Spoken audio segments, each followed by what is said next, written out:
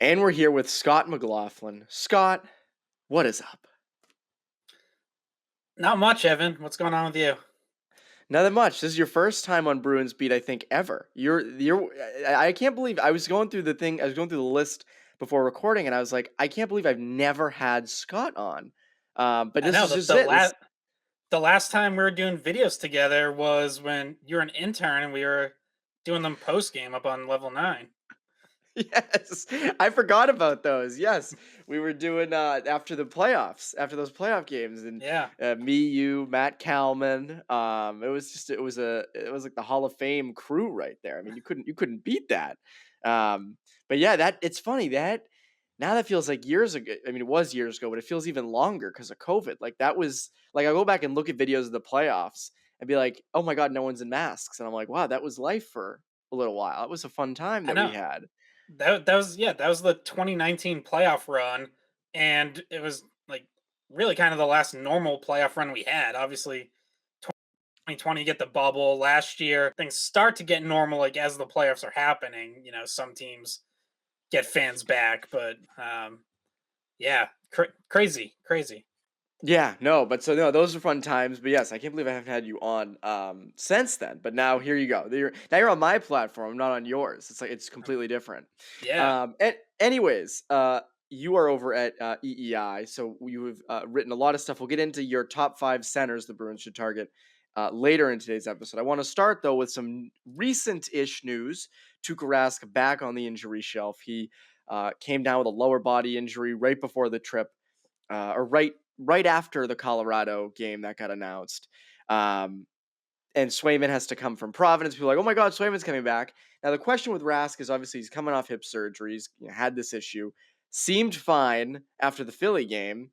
Then he has some rough starts afterwards. Now he's feeling something. Is this, I can't tell if this is something I should be concerned about long term or not. Yeah, it's tough to say. I mean, I think some level of patience was going to have to be required no matter what. And that wasn't just from a play perspective, that's also from a health perspective because, he is coming back from major surgery. He's also 34 years old. So, like there's more chance for something to go wrong or something to not quite feel right. Um, you know, Fits and starts as he works back up to full speed.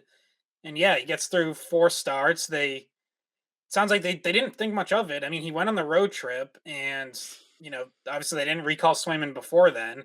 So they thought he was going to be okay. Maybe Ullmark starts the first game or two on the road. Um, as it turns out, he, wasn't able to play at all on the road. And now, won't be back for Tuesday night's game.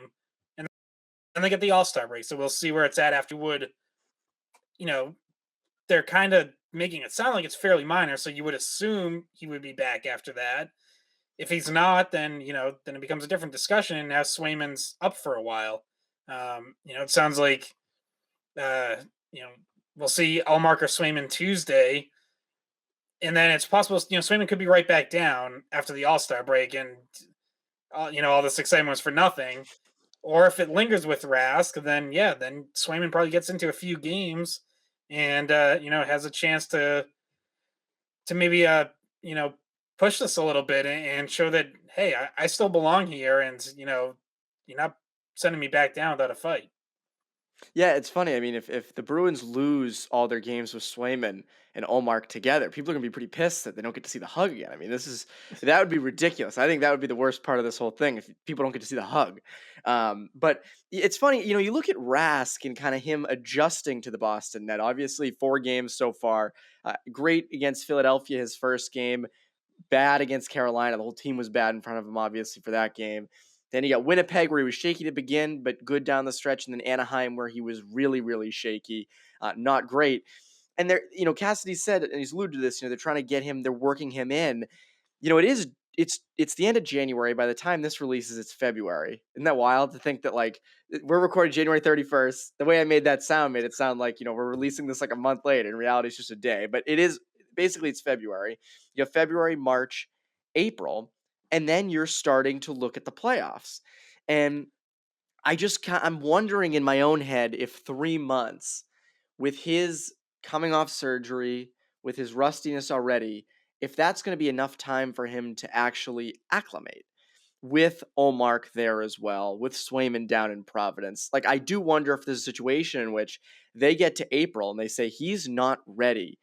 I don't know how we're going to be able to put him in for the playoffs. I'm wondering if you're kind of feeling that same thing as well. Yeah, and I would think that if he's not playing well at that point, or he's, still dealing with some stuff, then they wouldn't play him. That, like, I would, I think this should be a situation where it's legitimately best man wins. Like, whoever gives you the best chance to win going into the playoffs, that's got to be who starts. And that could be Ullmark, who, has played pretty well over the last, say, month and a half, 2 months. It could be Swayman if he gets a chance to come up and shows what he can. Cassidy even said, I think it was over the weekend, that Swayman's still in the conversation. Yeah, he's playing his games in Providence, but they're still monitoring him. They're still getting reports on him every day.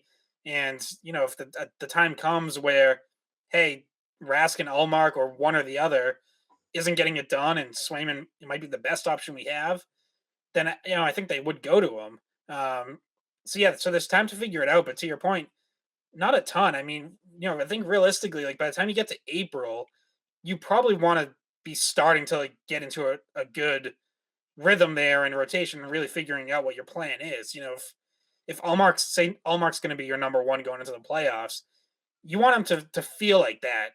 Maybe there's some stretches where he plays 2 of 3 or 3 of 4, or gets a back to back because that might come up in the playoffs. Is playing tougher teams, so he has those good tests down the stretch against good teams. Um, I think you have to be thinking about that. I would think like as April begins, sort of really planning out what it's going to look like in the playoffs. So that kind of gives you, it's still a little bit of time, say to mid end March, kind of fool around and see what you've got. The one good thing for the Bruins is, I know Rask said, we can't afford to, have me go out and, just be finding my way. I mean, they actually kind of can. Like, they're going to be in the playoffs. The field for the Eastern Conference is basically already set. You can, what the 8 teams are going to be. So to really Yeah. take a disaster for them to never mind miss the playoffs, but even end up in a position where they're in a playoff race. So they do have some time. They have a cushion. Like, they can get Rask some starts and live with some hiccups here and there.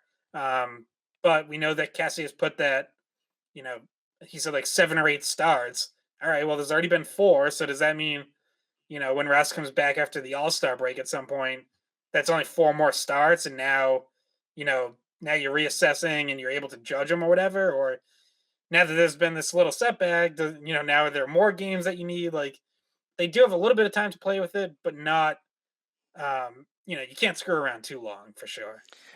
Yeah, because I'm looking at the standings right now. Again, the Bruins are in the second wild card spot. They have a 9-game lead, a 9-point lead on the Red Wings with games in hand as well. So as you said, like there's no way, knock on wood, there's no way that they fall out of that race. The issue, as you said, is making sure a guy feels like he's the number one, right? Because no team really splits goalies in the playoffs consistently. I don't think you can do the Swayman Ullmark thing each game. If a team can do that, like good, but I don't know if that's kind of what you want to do going into the playoffs.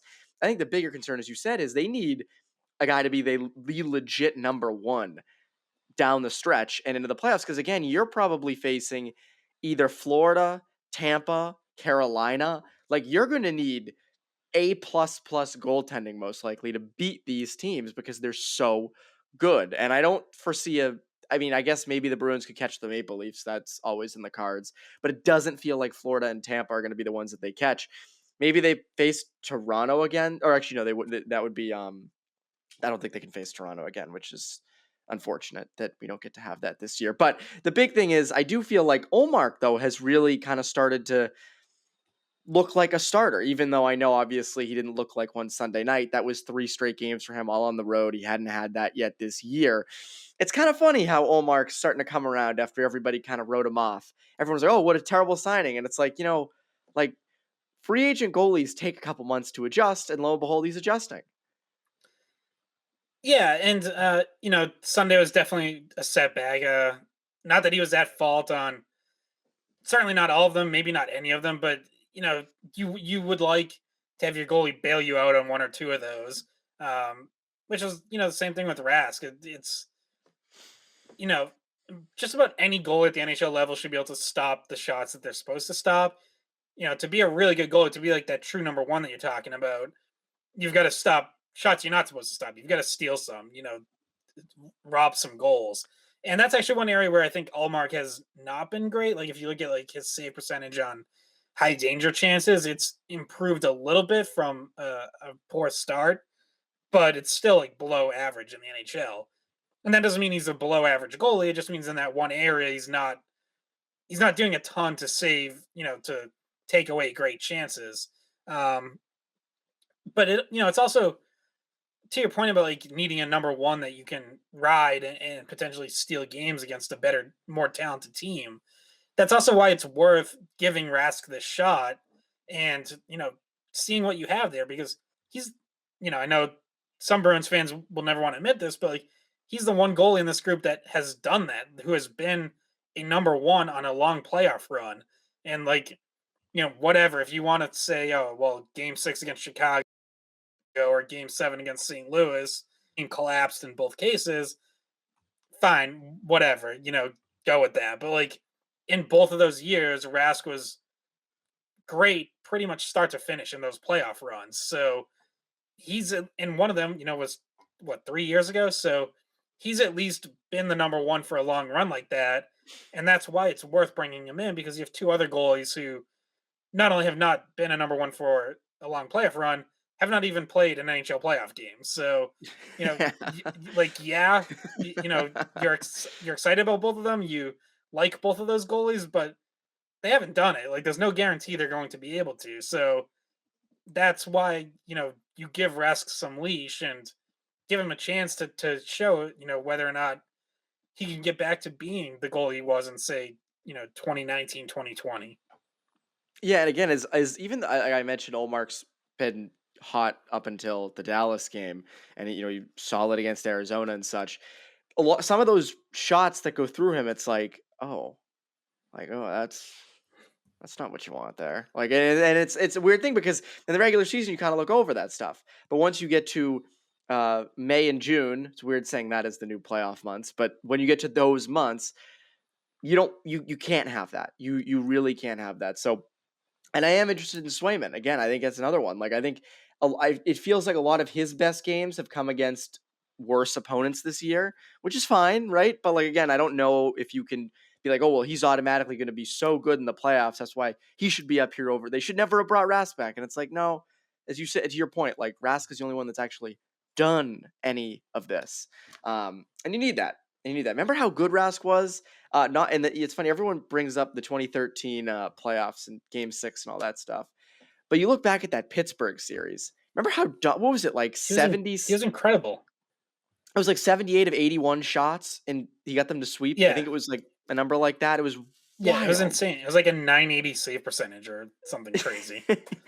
Against the mid 2000s Penguins, mid 2010s Penguins. Like, it was absurd. And I just, again, it's going to be interesting to see how he bounces back from this injury because I don't think it's like a huge injury.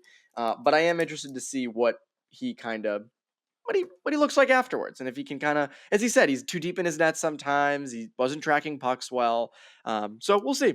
We'll see what happens. But when we're talking about safe, fun bets, sometimes it's hard to bet on a goalie, right? It's hard, Scott. It's hard to bet on a goalie sometimes. You never know what to expect. But Yeah, when you really want to know it, even what were you like gonna say? great goalies have terrible playoff series, and you'll always get like that no name guy who has a great series and steals it. So Andrew Hammond. yes, There you go. Bruins got to bring in Andrew yeah, Hammond. Anyways, yes, it's funny that the football has been unbelievable lately the past couple weekends, and I mean, just bananas comebacks and endings. I mean, geez, it's almost rivaling the NHL playoffs. I mean, did you expect it's any of this? no, it's insane. Like usually you get maybe one or two good games around. It's two straight rounds where every game has been decided right at the end. Like that, it's preposterous. And now you get a Super Bowl that I don't think too many people would have expected. Maybe Rams people think, but even with the way the Bengals finished the year pretty strong, like I don't think anyone saw them getting through the Chiefs. No, not at all. And yeah, I looked at the score. I was working on some other stuff, and I looked at the score. It was like what, like 21-3, and I was like, oh, game's over. Like the Chiefs obviously have this one. There's no chance the Bengals come back from this. And then they did. And the other fun thing is going to the Super Bowl. The biggest story has nothing to do with the game. It's is Brady retired or not, which has been another bananas story. It's always Brady for 20 years. The biggest story, whether he's there or not, is always Brady. Like there's My favorite always thing was something seeing going on. My favorite thing was people being like Ben Roethlisberger when he sees Brady retire, like 2 days after him. Like, dude, you couldn't have given me like a little bit more of the spotlight. No, But yeah, I mean, just incredible, and also the ESPN stuff is really kind of odd. I was watching a lot of the men's college basketball coverage they had that day, and they kept breaking in with Schefter being like, no, like he's retiring. Like, no, you can believe me. And he looked by like 9 p.m. He looked so worn down. Like it's just the life taken directly out of him. So that was a weird day. I'm still not convinced he's retired. I think he does retire, but I don't know. Who knows? yeah, I think he probably does, but Y- Yeah. obviously he wanted to do it on his terms, and he's not happy that it got out. So, They play a whole year in and spite. by the way, got out to someone at the network where he currently has a 10-part documentary. So, sure, he's So I'm not thrilled wondering. about that. Yeah, Yeah, the other thing is I thought he'd announced it. Like I thought it would either be like a social media video or it would be the 10th documentary. I haven't seen the whole series, but I think it's like one left and it's like the 10th. And I figured yeah. he would announce it maybe on that. And now that's Schefter was like, nope. So I don't know. That's a whole nother like huge topic that we'll let the Patriots people kind of dissect and figure out. But there's other big stuff in the Bruins world, and that is at center, which is a storyline I think we could talk about for the rest of the year, and I think we will be talking about for the rest of the year. Eric Holla was put on the shelf with COVID prior to the Dallas game, and they had to put Coyle up at 2C. They moved Pastrnak back to the first line. They brought in Stephen Fogarty for the third line, and I think a lot of people looked at it and said, wow, they not only do the Bruins need a center, but they need a second line center. And you, my friend, wrote a story on the 5 centers Bruins should target. And you started with David Krejci, which is at this point is just cruel and mean to do to people. That's just twist of the knife. That's what I go Right for. Cruel and yeah, mean. just yeah. Well, oh, right off the start too. Nice little slap to the face. But you got Krejci, you had JT Miller, which is one that people have talked about a lot. Tomas Hertl's been talked about since the start of the season. You also had Joe Pavelski, who's an interesting one. He's been on a tear. I was actually watching the Dallas broadcast of the game on Sunday night, and they kept focusing on Pavelski, and I'm like, all right, like, can we get off this? But in reality, his points are he's been absurd this year. And Yeah, for his he, age, he's been he's unbelievable. having the best offensive season of his career on a points per game basis, and he's 37 years old. Like it's And crazy. we're talking And about that Tom line, Brady. We're talking about Tom Brady. yeah, and that line with him, Rupe Hintz, and Jason Robertson, they went head to head with Marchand, Bergeron, Pasternak, the reunited top line, and I thought really got the better of that matchup. Like they were having Oh yeah. you know long shifts in the offensive zone, pinning that line in. Like they got the better of them, and that's it's weird because there's like for years Dallas's top line was always Sagan and Ben, and that they were both involved Sunday as well. Obviously, I think the entire Dallas roster was.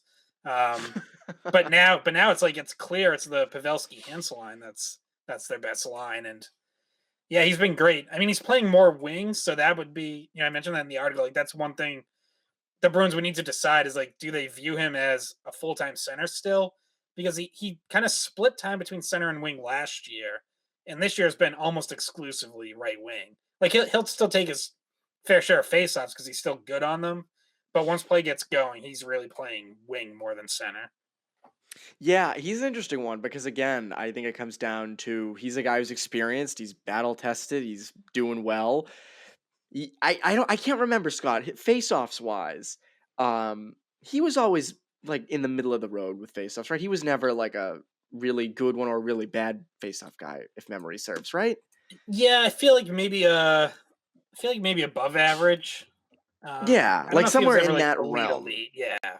Yeah, and so, but again, I think I would. I mean, You'd think you'd have to take him. The funny thing is though, that line with Dallas is so good, and they're only a few years removed from the cup, which I think people forget. That Dallas team was in the Stanley Cup 2 years ago, which I think again people just sort of forget. But they're in that really tough and weird and close Central Division. They're 48 points right now. They're kind of they're vying for a playoff spot ish. They're a point out from Calgary, but it seems to be that's the only spot up for grabs, that final wild card spot. So maybe they get it.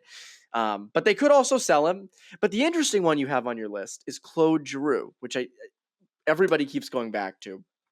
And it's an interesting one because he's been sort of their guy with Philly for so long now. And I think, when you really look at teams over the past 10 years that have underachieved more so, it's got to be the Flyers, right? I mean, that team, I don't know if you can say they should have won a cup, but they were out of the mix way more than they ever should have been over the past 10 years. Yeah, they've been very, especially like over the last maybe 5 to 6 years, very inconsistent from year to year. Where it's like there's years where they'll overachieve and like all, and you're like, oh yeah, they have some good players. Like this, watch out, this could be a team to keep an eye on. And then there's years where they'll go in like the next season and have some expectations and just be awful and like be out of it by this point, by like Christmas, New Year's, sometime in January. Oh man, what happened to the Flyers? Like, where did it all go wrong? And for a long time now, it's been defense and goaltending, and that's been a pretty consistent story for them. And they've tried different ways to address it, and it's never really worked. Carter Hart is still not really developed into the high end goalie that everyone thought he was going to be. It's not all on him. Like the defense in front of him still struggles. They went out and they got Ryan Ellis and Rasmus Ristolainen this past offseason. Rasmus And Ristolainen. I like Ellis, and I think he's been fine when he's been healthy. He's also been banged up a bunch. But yeah, line and trade, that was, I don't know. I guess they thought, they could rescue him from Buffalo and still saw some of the potential that made him a high draft pick, but he hasn't been very good, and the defense as a whole has not been very good this year. They still have talented offensive players, and Claude Giroux is still producing. He's still having a good season. He still drives play at a high level. Like I think just about everything you'd want in a center man. The questions with him would be, he has had some tough postseasons the last few times that the Flyers have gone, along with plenty of other guys that you can throw under the bus. But I think he has 2 goals and 10 assists in his last like 28 playoff games. And that's like a dramatic reversal from early in his career when he always seemed to step up in the playoffs. And, I think he was like a point a game guy for years in the postseason. So, but a guy who's never won a cup, as you mentioned, has had teams that looked like they had a chance. Obviously, got to the one cup final in 2010 after they came back against the Bruins, but hasn't been back since then. So you assume he'd be pretty hungry to try to chase one at this point in his career, 34 years old, and that's where the discussion gets going about him potentially being traded because the Flyers are going absolutely nowhere this season. So he's on the final year of his contract. Yeah, he could go the route of, hey, he's been a Flyers his whole career. He's second in franchise history in points. He could just ride it out there and be a Flyer for life. But if he wants to chase that cup, then then he's got to be looking for a trade. And the Flyers, I assume, would love to be able to get something for him rather than risk having him walk in the offseason. Good. Another inconsistent forward after the first line come the playoffs. That's always fun, right? But no, I do think that it's funny. He comes here. He's always been the main guy in Philly for a while now. On the bright side, if he came here, he wouldn't be facing the top another team's top matchups, top lines. So maybe he thrives in the secondary matchups and kind of puts up points there. Much better situation. I think the indication, if they went out and got Claude Giroux, he's a guy who's not signed next year. He's signed through the end of this year. He's going to be a free agent. This would be a strictly short-term win-now move. This would indicate that we all know it, but this would probably be the final run at a cup. It would have to be because again, if you would go out and get a guy like Hurdle, he's younger. I think you have a little bit better chance of him signing long term, especially because you'd hope that he'd be maybe a 1 or 2 C of the future. JT Miller's a guy who's signed past this year, so that's another guy who you have for the future. Giroux is just this year.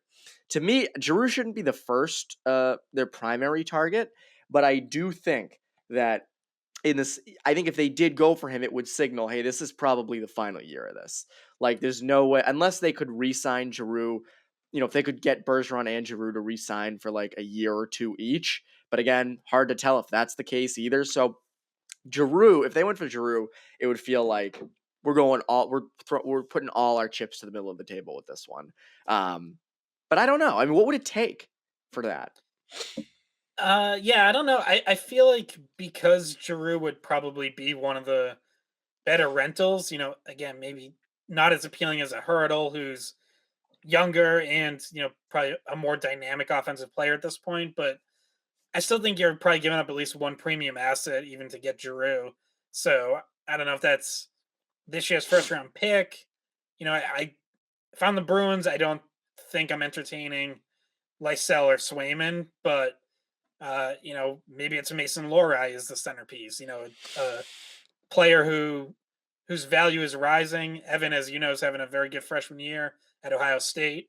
As an overage player, which like should be noted, but nonetheless is having a very good season. It's like Uh, he's like Adam Sandler in kindergarten. yeah, right. Um, No, he's doing great. He's having a great year. We don't mean to like make light of it. yeah, It's funny though. like I you mentioned would this be to Ty concerned. last. I mentioned this to Ty last week. There was a great highlight going around of this spinorama pass that Mason Lowry Yeah, made, and everyone was like, "Whoa, my god, that's incredible!" And I was like, it's great."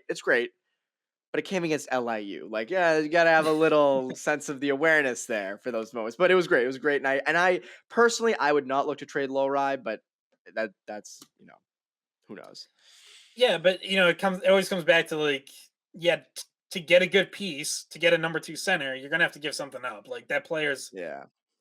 not gonna come cheap. You got Taylor Hall for super cheap, for only a second round pick and Anders Bjork, but that was because he had a no trade clause and he basically forced his way to Boston. He, more or less told him like trade me to the Bruins. So Yeah. unless you can find another guy like that, like I don't know, maybe someone can get a hold of Claude Giroux and be like, hey, go tell the Flyers you're only going to Boston, then great. But short of that, like you're not gonna be able to get, a top six impact guy, or if we're talking about defense, a top four defenseman for a second round pick and a bottom six forward or a middle tier prospect. Like that's not going to happen. So, at some point, like you've got to be able to give up something, and it might have to end up being a Mason Lohrei.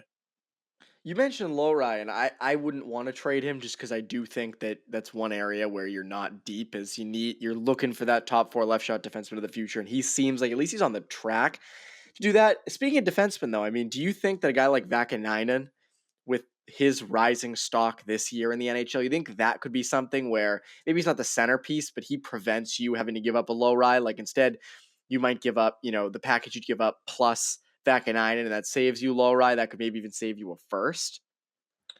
It could. I mean, Vakanainen has certainly helped his value for sure, and helped the Bruins' value. I guess the question there is are you doing anything else to address your defense? Because if you're saying we're going to go after number two center, like if that ends up being your priority and that's the move that you make, chances are you're probably not also getting a top four defenseman. Like you might get a depth defenseman, some sort of veteran. Uh, but then you would need to decide, like, if you're debating giving up Vakanainen, can he help us win this year? Because over the last few weeks, he's in terms of ice time, he's basically been their number two defenseman. Like only McAvoy has been playing more minutes, and I think Vakanainen has done pretty well. Like I think he's playing pretty good hockey for the most part. So I don't think it's totally out of the question that this is a guy who ends up winning a job for you this year and becomes a regular for you by the time the playoffs get here. So that would be tough, but again, like got to give something up. So if he's valued by other teams and other teams see what he's doing, and maybe they look back at their notes from the 27th draft and like, oh yeah, this is a play we really liked. Yeah, maybe he appeals enough to another team that he can be a key piece to a major trade. I certainly wouldn't give him up as like a throw in or anything like that. Like, Oh you know, no. I would trade him if someone values him highly. Um, but other than that, like I would be very tempted to try to keep him just because I think there's a chance that he's going to help them this season. It's not like in Moneyball where Billy Bean's like, "Oh, I'm gonna throw in this guy. I'll throw in. I'll pay for your vending machine for the next year. I'll give you Urho back in 9." I don't think it's anything like that. But yeah, I mean, if you can center a trade for a second line center like Giroux or Hurdle or someone, if you can centerpiece that around like Vakanainen, I don't hate that. I know the other thing Yeah. is they have to address depth on D because as you said, you're not getting both. You have to pick between a 2C and a top 4 defenseman. I also think it's tough because there's not a lot of other top 4 defensemen on the market. I think that it seems like there's more centermen than there is defensemen, at least. So I don't know. I don't Yeah, think it kind of feels that like helps. on defense, it's like you're gonna have to wait to see maybe which Western Conference teams fall out of it. Because there's a few guys like on some of those bubble teams, like maybe a Hampus Lindholm in Anaheim. But if Anaheim's hanging around and they're in the playoff race, then they're not trading Hampus Lindholm. So, um, Yeah, you know, we might get a chance to see one of the guys. Tuesday night, there's already been some rumors about Seattle possibly trading Mark Giordano. Now, I think his first preference would be to go back to Calgary. So you'd have to compete with goes that. right back. That'd be Yeah, which something, would wouldn't be it? pretty. It would be pretty crazy. But I think that they parted on good terms. Like it's not like it was like, we gotta just dump Giordano. Like we're done with this guy. See ya. Go to Seattle. I think everyone kind of understood like why he was the one who had to get exposed so they could protect other younger defensemen. Um, so they might just do that.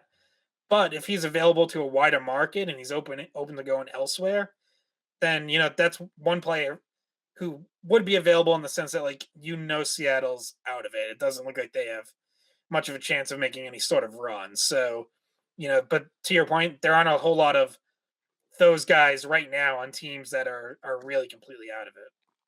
Yeah, there's no one that's clear like, oh, that guy's going to be available. Like, I think you're going to have bidding wars for guys like Hurdle or JT Miller. That's like the big one. So I don't know. I mean, it's going to be interesting to see. Again, we're still just under 2 months away from the deadline. Like, it feels like it's way closer than it actually is because it normally is much closer. But, anyways, Bruins got a lot to do there. I mean, again, I think it's going to come down to either you pick a 2C and a depth defenseman, or you pick a top 4D, which I think is going to be a little harder to do, and maybe a depth forward. I don't know. Yeah, like I don't know. maybe like a DeBrusque replacement if you do end Yes. up trading him, which might not even happen at this point. So Yeah, I don't. It feels like he's just gonna be around here forever. I think every time he gets like Oreos over the glass, he's like, maybe I like it here. Maybe I don't need to. You don't need to trade me if you don't want to. But, anyways, Scott, thank you so much for coming on. Before you go, what would you like to plug? What can the people look forward to with you? people can find me on WEEI.com, writing there, at smclaughlin9 on Twitter. We've got our skate podcast over WEEI, so all of those platforms. Find anything Bruins there. And what day? What day can people look forward to that coming out on? So we usually do one a week, and usually it's out Tuesday or Wednesday. I think we're recording on Wednesday this week. After as the Bruins get to the break, so that'll probably be out like late Wednesday, Thursday morning. Right after the Kraken game. That is either going to be like a 5-1 Bruins win or a 5-1 Bruins loss. So we'll see what happens. Anyways, Scott, thank you for coming on. I'll have to have you on again. For CLNS Media, I'm Evan Marinofsky. You Bruins Beat listeners. Have a great rest.